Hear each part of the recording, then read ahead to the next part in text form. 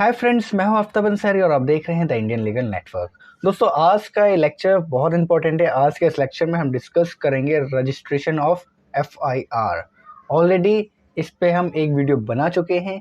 ये उसी वीडियो का सेकंड पार्ट है जिसमें हम डिस्कस करेंगे उस वीडियो के आगे। लास्ट वीडियो में हमने डिस्कस करा था कॉग्निजेबल ऑफेंसेस के बारे में, ठीक है, नॉन कॉग्निजेबल ऑफेंसेस के बारे में जो चैप्टर सीआरपीसी का है और भारतीय नागरिक सुरक्षा संहिता का है, उनमें कॉग्निजेबल ऑफेंसेस के बारे में क्या कहा गया है, नॉन कॉग्निजेबल ऑफेंसेस के बारे में पुलिस का क्या रोल है, जुडिशियल मजिस्ट्रेट का क्या रोल है, वो हमने डिस्कस करा था बहुत अच्छे से।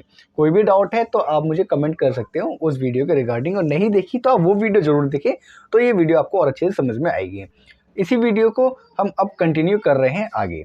देर करते हुए स्टार्ट करते हैं आज का लेक्चर। दोस्तों, as per the section 154 of CrPC और as per the section 173 of Bharatiya Nagarik Suraksha Sanhita, इन सेक्शंस के थ्रू पुलिस ऑफिसर अगर एफआईआर को लिख लेती है, ठीक है दोस्तों, बहरहाल अभी सीआरपीसी को ही हम मेन मान रहे हैं क्योंकि भारतीय नागरिक सुरक्षा संहिता को अभी लागू नहीं किया गया है, एनफोर्स नहीं हुई है। एक्ट बन चुका है लेकिन अभी एनफोर्समेंट नहीं हुआ है, इसीलिए हम सीआरपीसी को मेनली देखेंगे। मैं आपको भारतीय नागरिक सुरक्षा संहिता इसलिए साथ में बता रहा हूँ कि कभी भी एनफोर्स होगी तो हमें दिक्कत नहीं होगी। मैं दोनों को एक साथ कवर कर दे रहा हूँ क्योंकि सारी चीज़ें लगभग सिमिलर हैं, ठीक है। अब 154 सीआरपीसी के तहत एफआईआर को लिख लिया पुलिस ऑफिसर ने। अब उसके बाद क्या करेगा पुलिस ऑफिसर? जैसे ही कोई भी कॉग्निजेबल ऑफेंस में एफआईआर दर्ज करता है तो उसके पास पावर आ जाती है उस केस को इन्वेस्टिगेट करने की। इसमें वो किसी भी मैजिस्ट्रेट का ऑर्डर का वेट नहीं करेगा, उनकी परमिशन के लिए नहीं वेट करेगा कि उनकी परमिशन मिलेगी या उनका ऑर्डर होगा तभी मैं इसमें इन्वेस्टिगेट करूँगा। एफआईआर लिखने के बाद पुलिस ऑफिसर का ये दायित्व हो जाता है, ये उसकी ड्यूटी हो जाती है, ये उसको पावर है कि वो उसको इन्वेस्टिगेट करेगा। सेम बात बताई गई है सेक्शन 175 ऑफ भारतीय नागरिक सुरक्षा संहिता में, ठीक है। अब आगे चलते हैं, आई होप आपको ये क्लियर है। अब इसके बाद होता है कि भाई उसने इन्वेस्टिगेट तो कर लिया, अब इन्वेस्टिगेशन करने के बाद वो करे तो करे क्या? तो इसके बाद जो सेक्शन है सीआरपीसी में 157, ये बताता है the process for investigation and preliminary report made by the officer in charge, ठीक है। यानी जो ऑफिसर इंचार्ज है वो एक रिपोर्ट बनाएगा, प्रिलिमिनरी रिपोर्ट बनाएगा, ठीक है। जो भी उसने इन्वेस्टिगेशन करी उसमें उसने क्या क्या करा, क्या क्या चीज़ें उसने ऑब्जर्व करी, उसके ऊपर वो पूरी एक रिपोर्ट बनाएगा। अब क्या होता है, काफ़ी बार जिसने एफआईआर को लिखा है या जो भी इंचार्ज है, जो भी पुलिस ऑफिसर है, ठीक है, उसने वो रिपोर्ट, उसने वो एफआईआर बनाई, ठीक है। अब उसको ऐसा लगता है कि ये जो ऑफेंस है वो सीरियस नेचर का नहीं है, तब ऐसी सिचुएशन पे वो क्या करेगा, जो उसका सबऑर्डिनेट ऑफिसर है वो उसको बोलेगा कि भाई आप इसको इन्वेस्टिगेट करो, ठीक है। अगर उसको लगता है कि भाई सीरियस नेचर का ये ऑफेंस नहीं है या जो भी वारदात हुई ये सीरियस नेचर का नहीं है, तब वो अपने सबऑर्डिनेट ऑफिसर को बोलेगा कि भाई आप इसको इन्वेस्टिगेट करें, स्पॉट पे जाएं, वहाँ पे मालूमात लें कि भाई क्या हुआ क्या नहीं हुआ। वो फिर उस रिपोर्ट को बना करके अपने सबऑर्डिनेट ऑफिसर को रिपोर्ट करेगा या फिर मजिस्ट्रेट के पास पहुँचाएगा, ठीक है। या फिर ऐसा भी हो सकता है कि अगर कोई ऑफिसर है, ठीक है, जिस ऐसा लगता है कि इन्वेस्टिगेशन करने के लिए कोई भी सफिशिएंट ग्राउंड नहीं है, ठीक है, तो वो करे क्या वो ऐसे में इन्वेस्टिगेशन को नहीं करेगा, वो वहीं पे उसको रोक देगा, ठीक है। ये इसके दो क्लोजेस थे। अब इसमें एक प्रोवाइडेड दिया हुआ है, वो बहुत इंपॉर्टेंट है कि अगर कोई भी ऐसा पीड़िता है, ठीक है, जो जो रेप जिसका हुआ है, अब उसमें जो पुलिस ऑफिसर है वो उसकी जो स्टेटमेंट है वो रिकॉर्ड करेगा, ठीक है। जो विक्टिम है, ठीक है, जो विक्टिम है उसकी स्टेटमेंट को रिकॉर्ड करेगा।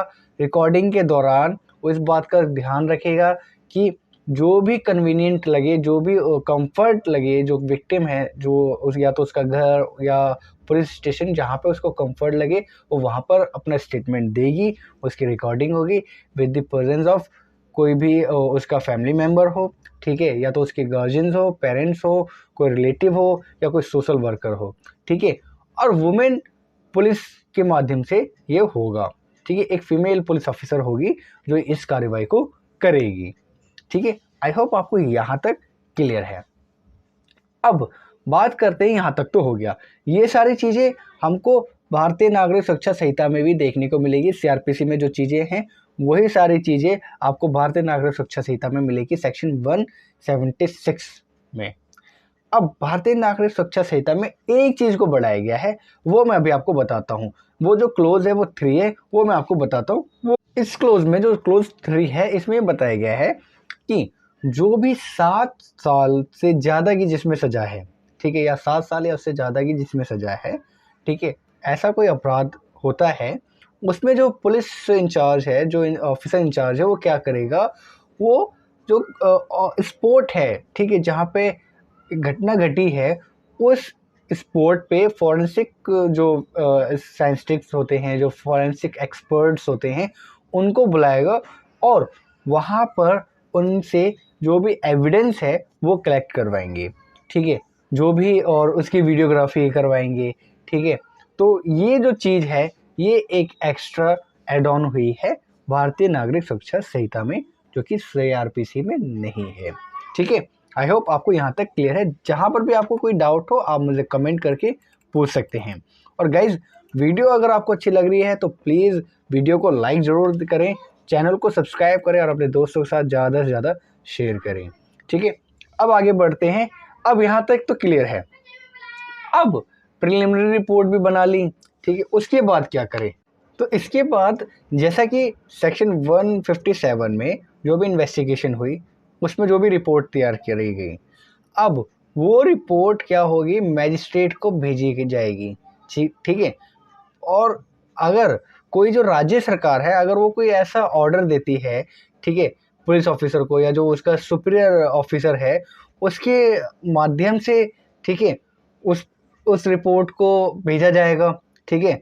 या फिर जो सुपीरियर ऑफिसर है, वो जो पुलिस स्टेशन है, ठीक है, जो पुलिस ऑफिसर है, ठीक है, ऑफिसर इंचार्ज जो भी है वहाँ का, जो सुपीरियर ऑफिसर है, वो क्या करेगा, ऑफिसर इंचार्ज को ऑर्डर देगा, ठीक है, इंस्ट्रक्ट करेगा, इंस्ट्रक्शंस देगा, जैसा उसको अच्छा लगे, जैसा उसको फिट हो वो वैसा इंस्ट्रक्शन देगा। और उसी इंस्ट्रक्शंस के अकॉर्डिंग जो ऑफिसर है वो क्या करेगा, बिना देरी करे, ठीक है, बिना डिले वो मैजिस्ट्रेट के सामने उसको क्या करेगा, पेश कर देगा उस रिपोर्ट को, ठीक है। आई होप आपको यहाँ तक अभी भी क्लियर है। अब इसके बाद क्या होता है, इसके बाद आता है सेक्शन 159, ठीक है। अच्छा, एक चीज़ और, जो सेक्शन 158 ऑफ सीआरपीसी है वही सेम बात सेक्शन 177 ऑफ भारतीय नागरिक सुरक्षा संहिता कहता है, ठीक है। अब इसके बाद सेक्शन 159 जो था, इसमें क्या होता है, पावर टू होल्ड इन्वेस्टिगेशन और प्रिलिमिनरी जो इंक्वायरी है वो है, ये सेक्शन 159 ऑफ सीआरपीसी। और सेम बात कहता है सेक्शन 178 ऑफ भारतीय नागरिक सुरक्षा संहिता।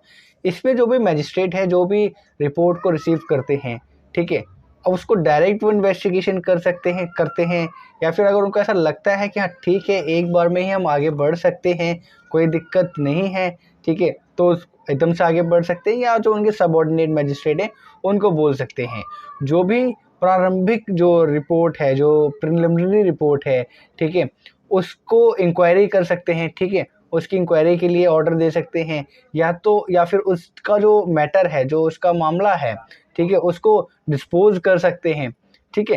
तो ये सारी बातें हमारे सेक्शन 159 ऑफ सीआरपीसी में कही गई और same as it is 178 of Bharatiya Nagarik Suraksha संहिता में कही गई है। 159 of CrPC, 178 of Bharatiya Nagarik Suraksha संहिता, ठीक है।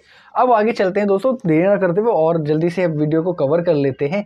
इसके बाद, ठीक है, 164A ये बताता है medical examination of the victim of rape, ठीक है। जो रेप की विक्टिम है उसमें क्या होता है, उनकी जो स्टेटमेंट का जो हमने अभी डिस्कस कर रखा था, ठीक है, थोड़ी देर पहले ही, तो इसमें क्या है, जो विक्टिम है जिसका रेप हुआ है वो उसका मेडिकल एग्जामिनेशन होगा, मेडिकल एग्जामिनेशन का पूरा क्राइटेरिया है, जब उनने रिपोर्ट लिखवाई उसके 24 घंटे के अंदर अंदर उसका मेडिकल एग्जामिनेशन होगा। मेडिकल एग्जामिनेशन गवर्नमेंट हॉस्पिटल में होगा या फिर ऐसे हॉस्पिटल में होगा जो कि गवर्नमेंट रजिस्टर्ड है। ऐसा प्रैक्टिशनर उसका एग्जामिनेशन करेगा जो कि सीनियर है, जो एमबीबीएस पास है, ठीक है, वही, और जो रजिस्टर्ड है, ठीक है, जो प्रैक्टिशनर, जो डॉक्टर साहब रजिस्टर्ड है, वही उसका एग्जामिनेशन करेंगे। 164A ऑफ सीआरपीसी और सेम 184 ऑफ भारतीय नागरिक सुरक्षा ये बात कहता है। इसके बाद जो एक्यूज्ड है, ठीक है, examination of person accused of rape by medical practitioner under section 53A of CRPC and same is said 52 of भारतीय नागरिक सुरक्षा संहिता। अब जो रेप जिसने करा है, जो एक्यूज्ड है, उसका भी एग्जामिनेशन होना है, ठीक है, ताकि पता लगे कि इसने कैसे करा, कब करा या क्या हुआ, ठीक है, उसके बारे में उसकी पूरी मेडिकल जांच निकाली जाएगी। और इसमें भी सेम वही बातें हैं कि भाई गवर्नमेंट हॉस्पिटल में उसका एग्जामिनेशन होगा या फिर ऐसा पब्लिक जो प्राइवेट हॉस्पिटल है जो कि गवर्नमेंट से रजिस्टर्ड है। जो भी गवर्नमेंट ने जिसको लाइसेंस दिया है, जिस प्रैक्टिशनर को, जिस डॉक्टर साहब को, वही इसका भी एग्जामिनेशन करेगा। सेम क्राइटेरिया है जो कि 164 में बताया गया एग्जामिनेशन का, वही होगा फिर 53A में एक्यूज के साथ भी। तो आई होप गाइज आपको यहाँ तक की वीडियो कंप्लीट समझ में आई है। अगर अभी भी कोई डाउट है तो प्लीज़ आप मुझे कमेंट करके बता सकते हैं। वीडियो कैसी लगी वो भी आप मुझे बता सकते हैं। वीडियो लेंथ ही हो जाएगी, इसलिए आज की वीडियो हम इतना ही रखते हैं। इसका एक पार्ट और बनाएंगे जिसमें हम इस वीडियो को कंप्लीट कर देंगे। तो मिलते हैं नेक्स्ट वीडियो में कंप्लीट पार्ट के साथ, ठीक है। तब तक के लिए बने रहें आप हमारे साथ। जय हिंद, जय भारत, धन्यवाद।